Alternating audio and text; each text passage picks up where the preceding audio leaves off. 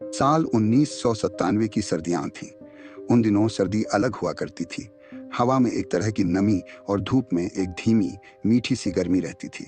सुबहें कोहरे से ढंकी होती और शामें ऐसे उतरती थीं जैसे कोई पुराना गीत धीरे धीरे खत्म हो रहा हो। शहर छोटा था, बहुत साधारण सा, जहां तरह की नमी और धूप।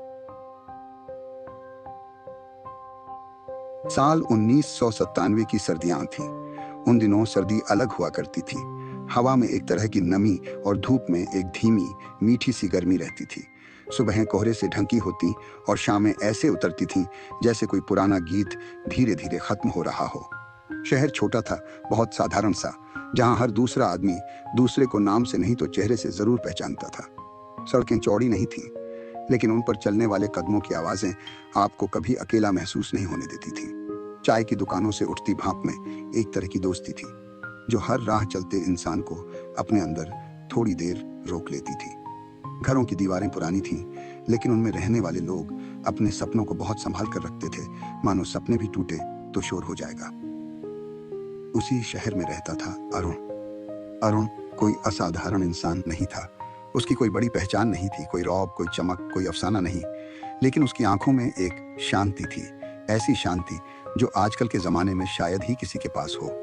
वह सुबह ठीक 7 बजे उठता, चेहरे पर पानी के छींटे मारता, अपने कपड़े ठीक ठाक प्रेस करता और अपनी पुरानी लेकिन साफ सुथरी साइकिल लेकर प्रिंटिंग प्रेस की तरफ निकल जाता। उसे अपनी लाइफ में तेजी नहीं चाहिए थी। वह मानता था कि जो धीरे चलता है वह चीजों को बेहतर देख पाता है, और यही बात उसे दुनिया से थोड़ा अलग बनाती थी। उसके पास दोस्त थे, लेकिन कम। बातें करता था, लेकिन जितनी जरूरी हो। हंसता था, लेकिन हल्के से। उसके अंदर चीखने की कोई जल्दी नहीं थी। और फिर एक दिन, हमेशा की तरह रोज की राह पर चलते हुए, उसकी नजर किसी पर रुकी। मीरा। वह घर के बाहर बनी पहली मंजिल की छोटी सी बालकनी में बैठी थी। हाथ में किताब थी, लेकिन उसकी आंखें किताब पर नहीं, डूबते सूरज पर थीं, ऐसे जैसे कोई सोच की नदी में बहुत धीरे धीरे चल रहा हो। उसके बाल हवा में उड़ नहीं रहे थे, ऐसा कुछ फिल्मी नहीं था, बस बालों की कुछ लटें हल्के से उसके गालों पर अटक रही थीं, और वह उन्हें बार बार लेकिन बहुत ही शालीन ढंग से कान के पीछे कर रही थी। उसके चेहरे पर कोई बनावटी मुस्कान नहीं थी।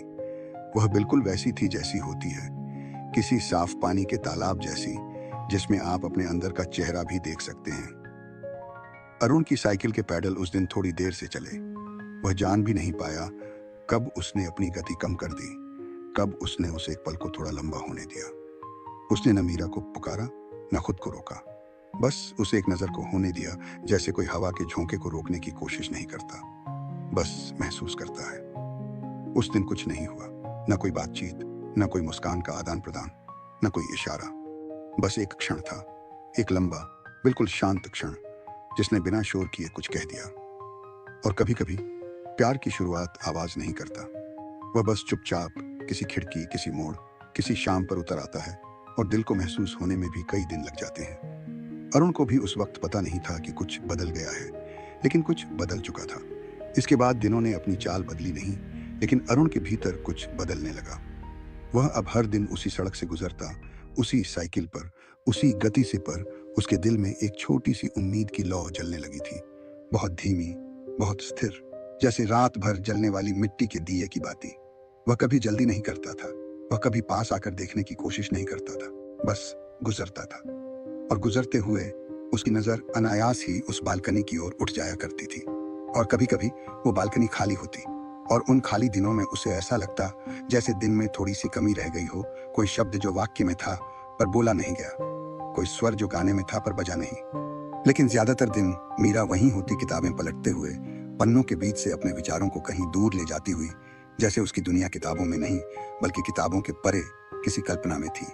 और यह बात अरुण को सबसे अधिक आकर्षित करती थी कि उसके चेहरे पर किसी किस्म का दिखावटीपन नहीं था। वह सजने संवरने या किसी की नजर पकड़ने की कोशिश नहीं करती थी। वह अपनी उपस्थिति में ही एक शांत पूर्णता रखती थी। लोग अक्सर बड़ा कुछ करके ध्यान आकर्षित करते हैं, लेकिन कुछ लोग बस अपने होने भर से याद रह जाते हैं। मीरा वैसी ही थी। एक दिन जैसे हर रोज की तरह अरुण की साइकिल वहां से गुजर रही थी, लेकिन उस दिन हवा कुछ अलग थी, हल्की पर तेज, जो पन्नों को उड़ा देती थी और धागों को उलझा देती थी। मीरा की किताब बालकनी की रेलिंग पर पड़ी थी और उसने पन्ना पलटा ही था कि हवा ने उसे छीन लिया। किताब झुकती हुई नीचे सड़क पर गिर गई, ठीक अरुण की साइकिल के सामने। अरुण ने साइकिल रोकी। वह नीचे उतरकर झुका, किताब को हल्के से दोनों हाथों से उठाया, जैसे किताब कोई कांच की चीज हो, जिसे गलत तरीके से पकड़ने पर चोट आ जाएगी। इस बीच मीरा नीचे की ओर देख रही थी। उनकी आंखें फिर मिलीं, इस बार थोड़ी देर के लिए। उस पल में कोई शर्माना नहीं था, कोई अजीब असहजता नहीं थी, बस एक सरल सा एहसास था, जैसे दोनों पहले से एक दूसरे को जानते हों, जैसे दोनों समझते हों कि भाषा के बाहर भी संवाद होते हैं। अरुण ने किताब को ऊपर बढ़ाकर कहा, नहीं, बस नजर से पूछा, दे दूं? और मीरा ने बिना कुछ कहे सिर हिलाकर हाँ कह दिया। लेकिन किताब ऊपर पहुंचाने के लिए उसे नीचे आना पड़ा। दरवाजा खुला, सीढ़ियों पर उसकी धीमी पदचाप सुनाई दी और कुछ क्षण बाद वह सड़क पर अरुण के सामने थी। उसने किताब ली और बहुत साधारण, बहुत सीधी आवाज में कहा, धन्यवाद। बस इतना ही। ना मुस्कुराहट में कोई बनावट थी, ना आवाज में कोई मिठास की कोशिश। सब कुछ बहुत सच्चा था, बहुत वास्तविक, बहुत नर्म। अरुण ने कुछ नहीं कहा, क्योंकि उसे लगा कि अगर वह कुछ कहेगा तो यह पल टूट जाएगा। कुछ पल वैसे ही रहने चाहिए जैसे वे हों, बिना किसी शब्द के।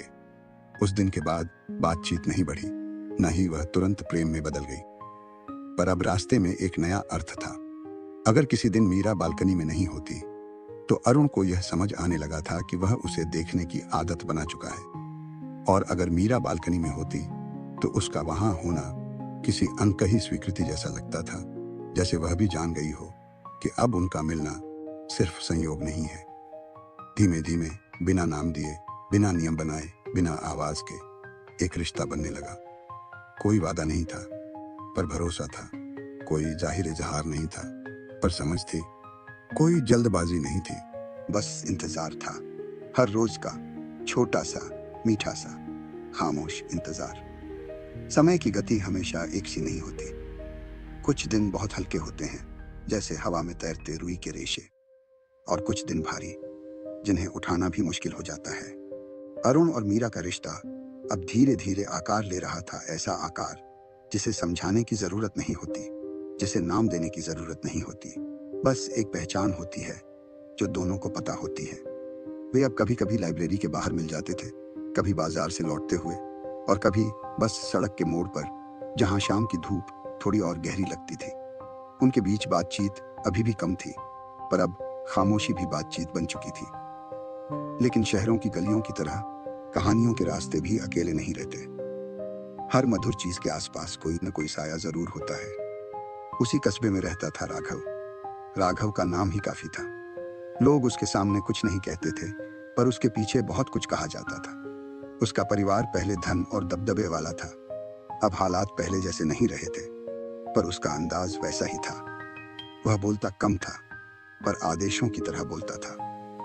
उसकी आंखों में अक्सर एक ऐसी कठोरता होती थी जिसमें मानो दुनिया की हर चीज उसके सामने छोटी थी। उसे चीजें हासिल करने की आदत थी, और आदतें जब सवालों में बदलती हैं तो आदमी के भीतर से इंसानियत कम होने लगती है। मीरा शायद उसे नजर आई थी किसी कॉलेज के कार्यक्रम में। वहां से उसका ध्यान मीरा पर अटक गया। ध्यान जो कुछ लोगों में धीरे धीरे प्यार बन जाता है, पर राघव जैसे आदमी में कब्जे की इच्छा बन जाता है। पहले उसने मीरा को चुपचाप देखा, फिर उसे लाइब्रेरी तक आते जाते देखा। कुछ दिनों में उसने बीच सड़क पर बात करने की कोशिश की, बहुत मधुर, बहुत नर्म आवाज में। लेकिन वह नरमी अस्थायी थी, सतही थी, सिर्फ दिखावे की थी। मीरा ने हमेशा विनम्रता से शांत स्वर में दूरी रखते हुए उत्तर दिए। वह ना रूखी थी, ना असभ्य। उसने सिर्फ इतना किया, सीमाएं बनाए रखी, और कुछ पुरुषों को स्त्री द्वारा खींची गई सीमाएं चुप जाती हैं। राघव के लिए यह पहला झटका था। वह समझ नहीं पाया उसे नहीं क्यों कहा गया। उसके अहंकार के लिए यह अस्वीकार बहुत छोटा नहीं था। धीरे धीरे बात मामूली नहीं रही। उसने कॉलेज के बाहर खड़ा होना शुरू किया। जहां मीरा जाती वह उसकी नजर के पीछे मौजूद होता। न कोई बात, न कोई इजहार, सिर्फ निगाहों का पीछा। और पीछे करने वाली नजरें हमेशा मासूम नहीं होती।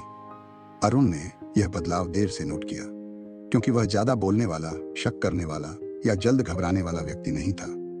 लेकिन एक दिन जब उसने मीरा के चेहरे पर एक अनकही थकान, एक अदृश्य चिंता, एक रुकावट देखी, तो उसे समझ आया कुछ ठीक नहीं। उन्होंने सीधे इस बारे में बात नहीं की। वे दोनों वैसे लोग नहीं थे जो डर को शोर में बदल देते हैं। लेकिन एक शाम जब सड़क पर हवा ठंडी थी और पेड़ों की परछाइयां लंबी हो चुकी थीं, मीरा ने धीरे से कहा, कुछ लोग सिर्फ समझाने से नहीं मानते। अरुण ने कुछ जवाब नहीं दिया, क्योंकि उसकी खामोशी ही उसका वादा थी कि वह साथ है, बिना आवाज के, बिना घोषणा के, बिना डर दिखाए। पर कहानियों में मोड़ हमेशा तब आते हैं जब कोई तीसरा व्यक्ति ये महसूस करने लगता है कि उसकी पकड़ फिसल रही है। और राघव ने यह महसूस कर लिया था।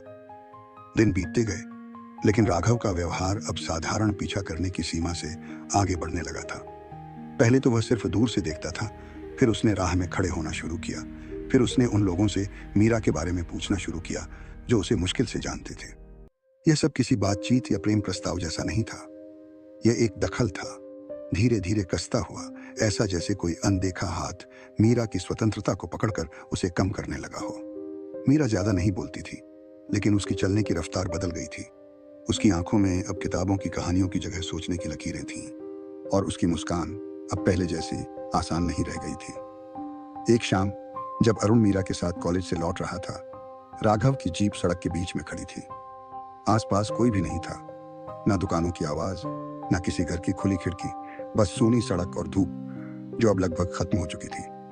राघव ने जीप का दरवाजा धीरे से खोला और ऐसे बाहर आया जैसे यह मुलाकात तय हो। उसके कदमों में किसी जल्दबाजी की जगह एक अजीब सी निश्चितता थी, जैसे उसे पूरा यकीन हो कि दुनिया उसी के मुताबिक चलती है। उसने मीरा को नहीं देखा पहले, उसने अरुण को देखा। उसकी आंखों में क्रोध नहीं था, उसकी आंखों में अधिकार था। वह अरुण के पास आया और शांत सपाट आवाज में कहा, बहुत हो गया, अब तू पीछे हट जाएगा। यह डायलॉग नहीं था, यह चेतावनी नहीं थी, यह बयान था, जैसा कोई मालिक अपने नौकर को आदेश देता है। अरुण चुप रहा, क्योंकि उसका स्वभाव चुप रहना था। वह अपनी भावनाओं को शब्दों में नहीं ढालता था, वह उन्हें अपने अस्तित्व में रखता था। लेकिन मीरा इस बार शांत नहीं रही। उसने राघव की ओर सीधे देखा, बिना डर, बिना तीखेपन के, बस एक साधारण दृढ़ता के साथ, और बोली, मेरी जिंदगी कोई चीज नहीं है जिसे कोई अपने हिसाब से ले ले। मैं किसी की मिल्कियत नहीं हूं। उसकी आवाज में कोई चिल्लाहट नहीं थी, और शांत सच तेज झूठ से ज्यादा चोट पहुंचाता है। राघव की आंखों में उस क्षण कुछ बदल गया। यह प्रेम का टूटना नहीं था, क्योंकि वह प्रेम था ही नहीं। यह अहंकार का टूटना था, और अहंकार जब टूटता है तो वह खुद को जोड़कर हिंसा बन जाता है। उस दिन कुछ और नहीं हुआ, न कोई धक्का, न कोई लड़ाई। राघव बस वापस बैठा, जीप का दरवाजा बंद किया और चला गया। लेकिन जाते जाते उसकी नजर अरुण पर कुछ देर टिक गई। वह नजर किसी मनुष्य की नहीं थी, वह नजर किसी ऐसे व्यक्ति की थी जो अब खुद को चोटिल महसूस कर चुका था। और चोटिल आदमी कभी शांत नहीं रहता। उस दिन के बाद राघव ने मीरा को नहीं रोका, न उससे बात की, न उसके करीब आया। लेकिन उसकी गैर मौजूदगी ही अब एक साया बन गई थी। जैसे तूफान शुरू होने से पहले हवा बिल्कुल थम जाती है, जैसे जंगल में जानवरों की आवाज एकाएक गायब हो जाए, जैसे कोई खतरा खुद को छिपा ले पर अपनी मौजूदगी महसूस होने दे। अरुण और मीरा अब साथ चलते भी थे तो सड़क थोड़ी लंबी लगती थी, शामें थोड़ी भारी और रातें थोड़ी जागती हुई। उनके बीच अभी भी बात कम थी, लेकिन अब खामोशी सिर्फ प्रेम की नहीं थी, खामोशी इंतजार की थी, किसी अनदेखी घटना की, किसी आने वाले मोड़ की। कहानी अब अपने सबसे शांत हिस्से से आगे बढ़कर उस सड़क पर आ चुकी थी जहां रास्ता संकरा हो जाता है और कदमों की आवाज अधिक सुनाई देने लगती है। उस दिन की रात शहर की बाकी रातों जैसी नहीं थी। हवा बहुत हल्की थी, लेकिन उसमें एक अनकहा तनाव था, जैसे पेड़ भी थोड़े अधिक स्थिर खड़े थे और सड़कें कुछ ज्यादा सुनसान। चांद पूरा नहीं था, पर उसकी रोशनी में नदी की सतह पर हल्की सी चांदी चमक रही थी, जैसे पानी भी कुछ सोच रहा हो। दिन में मौसम शांत था, पर शाम के बाद जाने क्यों अंधेरा थोड़ा भारी हो गया था। यह वह तरह का अंधेरा नहीं था जो बस रोशनी की कमी से बनता है। यह वह अंधेरा था जो मन के भीतर भी धीरे से उतर जाता है। मीरा कॉलेज से घर लौट रही थी। उस दिन अरुण साथ नहीं था। उसके प्रेस में कुछ काम रात तक खिंच गया था। उसने मीरा को कहा भी था कि वह इंतजार कर ले, लेकिन उसने मुस्कुराकर कहा, आज जल्दी निकल जाऊंगी, ठीक रहेगा। लेकिन वह ठीक नहीं रहा। जैसे ही वह नदी के मोड़ वाली लंबी सड़क पर पहुंची, वही सड़क जहां स्ट्रीट लाइट्स दूर दूर लगी थीं और उनके बीच के हिस्सों में अंधेरा थोड़ा और गहरा था, वहीं अचानक एक जीप की हेडलाइट्स उसके सामने ठहर गई। यह इंतजाम नहीं था, यह निशाना था। दरवाजा धीरे से खुला। राघव उतरा। उसके चेहरे पर अब वह पहले वाली सपाट, संयत, सब कुछ नियंत्रित करने वाली निगाह नहीं थी। उसकी आंखों में अब सिर्फ एक थकान भरा, चोटिल, जिद्दी अंधेरा था, जो तब आता है जब इंसान को लगता है कि उसकी दुनिया उससे छीन ली गई है। उसके कदम धीमे थे, लेकिन उनमें कोई हिचक नहीं थी। उसने कुछ भी बोलने की कोशिश नहीं की, न किसी बात का तर्क, न कोई शिकायत। वह बस आगे आया और मीरा का हाथ पकड़ लिया। यह पकड़ न गुस्से की थी, न जुनून की, यह नियंत्रण की थी। वह उसे कहीं खींच कर नहीं ले जा रहा था। वह बस यह दिखा रहा था कि वह अभी भी तय कर सकता है। मीरा ने उसका हाथ छुड़ाने की कोशिश नहीं की। वह बस पीछे हटकर बोली, बहुत धीमी आवाज में, छोड़ दो। यह आवाज आंसू की नहीं थी, यह आवाज थकान की थी। थकान डर से बड़ी होती है। राघव ने छोड़ने का इरादा नहीं किया, और उसी क्षण दूर से साइकिल की धीमी घंटी सुनाई दी, जैसे कोई गीत की आखिरी पंक्ति। अरुण आ रहा था। वह दौड़ता नहीं आया, वह चिल्लाया नहीं, वह बस तेज कदमों से आया, जैसे पानी अपने स्तर की ओर बढ़ता है। उसके पहुंचते ही हवा थोड़ी बदल गई, लेकिन कुछ कहा नहीं गया। तीनों के बीच कुछ सेकंड की चुप्पी थी, लंबी, भारी, ऐसी कि समय भी स्थिर हो गया। फिर राघव ने अरुण की ओर देखा। वह नजरों में एक ही बात थी, तूने मुझसे कुछ ले लिया है। और अरुण ने मीरा की ओर देखा। उसकी नजरों में सिर्फ एक बात थी, मैं यहां हूं। बहस नहीं हुई, कोई सवाल नहीं उठा, कोई आरोप नहीं आया। बस एक अचानक, अनियंत्रित इंसानी संघर्ष हुआ, जैसा तब होता है जब दो लोग अपने अंदर जो जमा है उसे शब्दों में नहीं, शरीर की हरकतों में व्यक्त कर देते हैं। राघव ने अरुण को धक्का देने की कोशिश की। अरुण ने उसका हाथ हटाने की कोशिश की। मीरा बीच में बोलना चाहती थी, लेकिन शब्द नहीं निकले। मिट्टी नदी के किनारे नम थी, जमीन मुलायम थी, कदम फिसल सकते थे और फिसले। एक धक्का इरादतन नहीं, लेकिन खतरे से भरा हुआ था। राघव का पैर पीछे गया, मिट्टी टूटी, शरीर गिरा, सिर एक पत्थर से हल्के पर निर्णायक तरीके से टकराया, और अगला ही पल नदी का पानी उसके चारों ओर खुल गया। कोई चीख नहीं थी, कोई नाटक नहीं था, बस गिरना, पानी और लहरों का धीमा सा हिलना। पानी ने राघव को धीरे धीरे खींच लिया, ऐसे जैसे नदी को यह दृश्य पहले से पता हो और बस उसे अपने भीतर दर्ज करना हो। अरुण वहीं स्थिर खड़ा था। मीरा ने सांस भी नहीं ली कुछ क्षणों के लिए। नदी बहती रही, जैसे कुछ हुआ ही नहीं। कुछ पलों बाद सिर्फ खामोशी बची, बहुत गहरी, बहुत लंबी, बहुत सच्ची खामोशी। उस रात के बाद दुनिया वैसी ही थी। सूरज रोज की तरह उगता रहा, लोग सुबह की चाय पीते रहे, दुकानों के शटर उसी आवाज में खुलते रहे, और जीवन अपना वही स्थिर, सामान्य सा रूप लिए चलता रहा। पर तीन लोगों की उस छोटी सी दुनिया में कुछ बहुत गहरा बदल चुका था। राघव की तलाश शुरू हुई कुछ घंटों बाद, जब उसकी जीप सड़क के किनारे मिली। किसी ने नदी में कपड़ों का एक कोना तैरता देखा। किसी ने कहा, शायद कोई हादसा हुआ होगा। किसी ने कहा, वह खुद नदी में कूद गया होगा। किसी ने यह भी कहा, शायद कोई अपराध हुआ है। पर किसी ने सच में क्या हुआ यह नहीं देखा। न कोई चीख सुनी, न कोई गवाही, न कोई संघर्ष का निशान।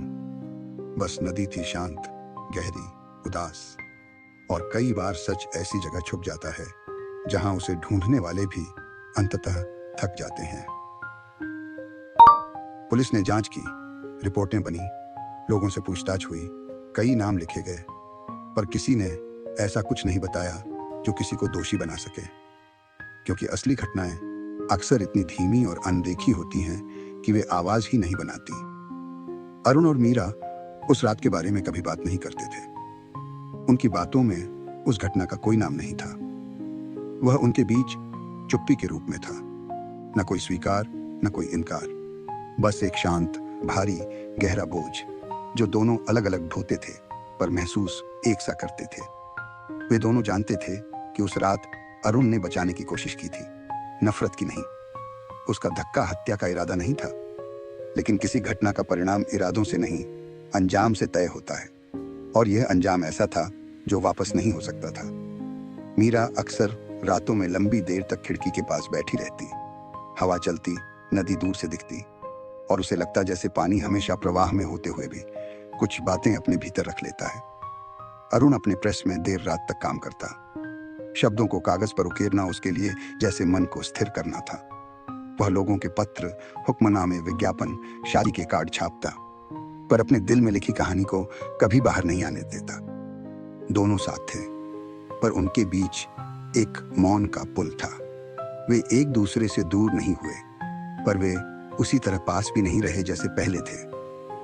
कुछ घटनाएं रिश्तों को नहीं तोड़ती, वे बस उन्हें थोड़ा भारी कर देती हैं। कभी कभी बहुत सालों बाद, जब नदी में नाव धीमी चल रही होती और शाम के समय हवा थोड़ी ठंडी पड़ जाती, अरुण उसी मोड़ से साइकिल लेकर गुजरता जहां वह रात घटी थी।